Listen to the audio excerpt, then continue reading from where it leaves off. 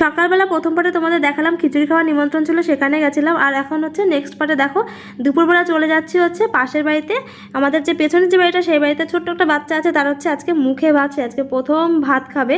তো দেখো চলে এলাম ছেলেকে নিয়ে, ছেলেকে চান টান করিয়ে দিয়েছি, তারপর ওকে নিয়ে এলাম একটু ঘুরু ঘুরু করাতে, যে চলো ভাই দেখো কী কী করছে।